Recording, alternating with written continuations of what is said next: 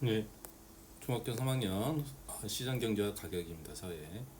자, 시장의 의미는 수요자 공짜 만나 상품 교환행위 거래를 이루어진 것이죠. 형성 과정은 자급자족 생활에다가 절거로 교환하는 일하다가 지금 이제 시장이 형성되고 시장의 발달 발표가 등장한 거죠. 시장의 기능은 상품의 정보를 제공한다. 종류나 특징이나 가격 등 쉽게 알 수 있죠. 또 거래 비용이 감소된다. 상품을 거래하는 데 드는 시간과 노력이 크게 줄어들죠. 또 상품의 생산성이 증대된다. 시장은 분업과 특화를 촉진하여 상품의 생산성을 증대시키는 효과가 있죠. 그래서 거래 형태가 보이는 시장이 있고 보이지 않는 시장이 있습니다. 거래하는 모습 그쳐 나타나는 재래시장, 백화점, 대형마트죠. 보이지 않는 시장은 주식시장, 외환시장, 전자상거래 등이 있고, 그것도 거래 상품으로는 생산물 시장이 있고 생산 요소 시장이 있죠, 그죠? 생산물은 생활에 필요한 제한화 서비스가 거래되는 거고, 그 다음 생산 요소 시장은 토지, 노동, 자본 등의 생산 요소가 거래되는 것입니다. 그 다음 수요의 법칙, 가격이 상승하면 수요량이 감소하고 가격이 하락하면 수요량이 증가하는 거죠. 공급 법칙은 가격이 상승 공급량이 증가하고 가격이 하락하면 공급량이 감소하는 현상. 그래서 시장 가격 결정은 시장에서 수요량과 공급량이 맞떨어지는 상태에서 결정되는 거죠. 그래서 균형적인 가격이 상태의 가격이 되는 거고, 거래량 균형 상태의 거래량이 되는 거죠. 초과 공급이라는 것은 공급량이 가격이 하락했으면 당연히 공급이 줄어들어야 되는데 초과 공급 감소 이루어져. 그렇죠? 그래서 공급량이 너무 초과가 되면 가격이 하락할 수밖에 없는 거죠. 그죠? 초과 수요가 되면 가격이 폭등할 수밖에 없는 거죠. 그죠? 공급량에 비해서 가격이 상승한다. 초과 수요가 감소되는 거죠. 그래서 우리 보면 항상 이 거래 균형은 결국 이 가격은 여기서 균형 가격에서 결정된 거죠. 그죠? 공급 곡선과 수요 곡선이 만나는 이 지점에서 공급 곡선이고, 초과 수요는 여기서 이루 발생하는 거 있죠. 여가 초과 수요가 되고요. 여가 공급 곡선이니까 여기서 여기까지가 초과 공급이 되는 겁니다. 그다음 균형 거래량도 수요 변동은 연이 소득이 증가하면 수요가 증가하겠죠, 그죠? 그다음 관련 재화 가격 대체재라는 게 있는데요. 대체재 가격이 상승하면 수요가 증가한다. 그래서 예를 들어서 빵을 먹는데 빵을 대체하는 피자가 있다든 여러 가지 있겠죠. 그런 것들이 가격이 상승하면 대체재 가격이 상승하면 오히려 원래 물품들은 수요가 증가할 수도 있죠. 보완제 같은 게 있는데 보완제 가격이 하락하면 수요가 증가한다, 그죠? 보완제 가격 또 보완제 새로운 제품에 대한 보완제가 있으면 가격이 하락하면 수요도 증가. 상품의 선호도가 높아지면 수요가 증가합니다. 당연하죠. 또 가격 예상, 가격이 오를 것을 예상하면 수요가 증가하고, 또 수요 저수가 많으면 수요가 증가하고, 수요 변화에 따른 균형 변동, 수요 증가, 균형 가격이 상승하고 균형 거래량이 증가하겠죠. 수요가 감소하던 것은 그냥 하락하고 균형 거래량도 당연히 함수가 수밖에 없어요. 수요 증가는 수요 곡선은 오른쪽으로 이동하는 거죠. 오른쪽으로 이동하면 거래량이 늘어나죠. 그죠? 오른쪽으로 늘어나요. 그래서 기행 가격 상승, 가격도 상승하죠. 그죠? 이게 이만큼 상승하는 거예요. 가격이. 그죠? 거래량도 그만큼 증가합니다.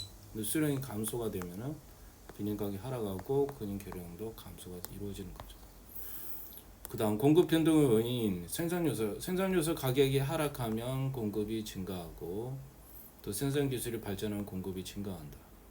날씨가 좀 당연히 공급이 증가하겠죠. 또 공급수가 많으면 공급이 많아지고, 공급 증가 균형 가격이 하락하죠. 공급이 증가하면 당연히 가격이 하락할 수가 있어요. 그래서 그런 균형 거래량은 증가되겠죠, 당연히. 근데 공급이 감소되면 균형 간격이 상승하죠, 당연히. 근데 그만큼 거래량도 줄어드는 거죠. 공급선이 지금 이선이죠. 그래서 거래량이 줄어들면, 공급이 감소되면 일단 가격이 상승해요. 근데 거래량은 당연히 줄어들 수밖에 없는 거고, 공급이 증가되면 오른쪽으로 가면 가격은 근데 하락하는 게 되겠죠. 가격은 하락하고, 그러나 거래량은 증가할 수밖에 없는 거죠. 그 다음 경제질적 의사결정을 알려주는 게 시장의 기능이고요. 신호등 기능, 자원을 효율적 배분 기능, 안전적 자원을 효율적 배분하는 기능이 있습니다. 예, 다음에 시장에 대한 설명으로 옳은 것을 모두 고르면 그랬죠. 예, 최종적으로 소비되는 재화만 거래된다고 그랬는데 최종적으로 소비되는 것뿐만 아니라 시장은 교활이 활발 자연스럽게 형성된다고 그랬죠. 그래서 시장을 통해서 상품의 가능성을 쉽게 얻을 수 있고 거래 범위도 크게 줄일 수 있죠. 예, 시장은 눈에 보이는 것도 있고 구체적인 장소만 의미하는 것이 아니라 주식시장이나 외환시장 같은 눈에 보이지 않는 것도 거래가 이루어진다 있어요. 예, 최종적으로 소비되는 재화만 얘기하는 건 아니죠. 교환이 활발한 자연스럽게 형성되는 거고요. 상품에 대한 정보를 제공하고 거래 비용을 줄일 수 있죠. 거래하는 모습을 눈으로 직접 볼 수 있어야 아니죠. 거래 아까 주식시장 같은 눈에 보이지 않는 거잖아요. 답 3번입니다. 다음 일화가 보여주는 시장의 기능으로 가장 적절한 것은 그랬죠. 시장이 없는 작은 마을에 살고 있는 경수는 쌀 농사를 짓는 농부이다. 충분히 먹고 살 만을 생산하였다. 같이 어부는 쌀보다 장작이 필요해요. 그래서 시장이 필요한 거죠. 더 필요하다고 했다. 결국 경수는 너무 힘들어 다시 집으로 돌아오기로 했다. 그래서 이것은 상품 거래에 들이는 시간과 노력을 줄여줄 수 있는 시장의 기능이 되는 거죠. 그 다음 시장의 종류 보기에서 모두 고르면 그랬죠. 시장 거래되는 재산의 종류에 따라 생산물 시장과 생산 요소 시장으로 분류돼요. 생산물은 재화. 그래서 시장 거래는 대상의 종류에 따라 생산물 시장과 생산 요소 시장인데 생산물 시장은 생활에 필요한 재화나 서비스, 재화, 물건을 말하죠. 또는 서비스도 그리 들어간다는 거예요. 이런 것도 시장으로 생산물 시장으로 들어가는 거예요. 농수산물 시장에 꽃시장, 가구시장 또는 문화 여가 생활하는 거. 여가 생활, 문화 여가생 서비스잖아요. 그죠? 공연장이나 이런 것도 서비스인 거예요. 근데 생산 요소 시장은 아까 말한 것처럼 토지나 노동, 자본 이런 생산 요소, 생산 요소가 된 거죠. 이런 것도 생산 요소에 들어간다는 거예요. 자본도 마찬가지로 생산 요소로 들어가는 거예요. 그래서 생산물 시장은 재화가 서비스 3번이 되는 거죠. 다음 글에 대한 설명으로 옳은 것은 그랬죠. 과거에는 생활에 필요한 옷, 신발을 직접 가서 눈으로 구입했는데 그러나 요즘 컴퓨터 전자상거래하는 거죠. 그래서 전자상거래는 눈에 보이지 않는 시장에 해당하는 거죠. 눈에 보이지는 예, 다음은 관련된 법칙을 바르게 나열한 것을 민수는 스마트폰 가격이 내리자 그동안 갖고 싶었던 스마트폰을 이게 가격이 수요는 가격이 내려야지 물건을 사게 되는 거죠. 수요 법칙이죠. 사과 가격이 급등하여 사과를 사 먹지 않는다. 이것은 사과 가격이 수요와 가격이잖아요. 이것도 수요 법칙이죠. 게임기 가격이 오르면 게임기 회사는 공급자인 거죠. 근로자들의 작업시간 늘려서 더 많은 게임을 한다. 이건 공급의 법칙. 가격이 오르니까 점점 가격이 오르니까 공급량도 늘리는 거. 이건 공급의 법칙이죠. 답이 1번이 되겠습니다. 6번 다음 그림은 크림빵의 공급을 나타내는 그래프다. 이에 대한 설명으로 옳지 않은 것은 그랬죠.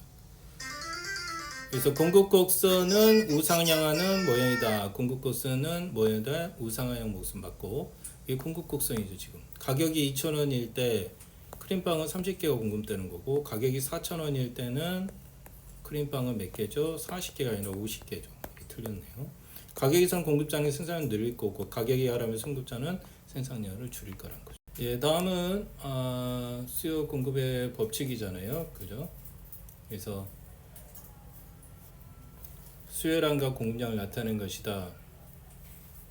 가격이 점점 올라가고 있어요. 여기는 가격이 이거는 점점 올라가고 있죠. 그럼 얘가 공급량이고 얘가 수요량이 되는 거죠. 그래서 기억이 공급량이죠. 수요량이죠.